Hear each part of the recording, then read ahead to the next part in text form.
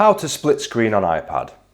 It's really easy to split screen on an iPad. All you've got to do is open up a certain application. It could be the photos, and then at the very top you'll see three dots. We've got to click on those three dots there, and you shall see you get option to do split view, which is split screen. First select split view, and then it will move it to the left, and it will wait for you to open another application. So now we open another application, so it could be Google Chrome, and then it will split view it for you.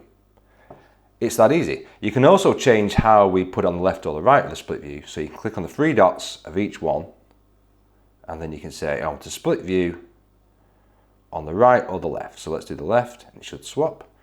And then we can do the same again, split view on the left, and it'll swap again. You can also do a split over, which is that. And you can also cancel the split over, the slide over, by showing the split view again.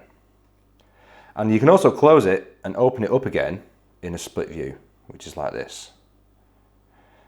And that's how you do a split screen on an iPad. Thanks for watching, please like, subscribe, and I shall see you in the next one.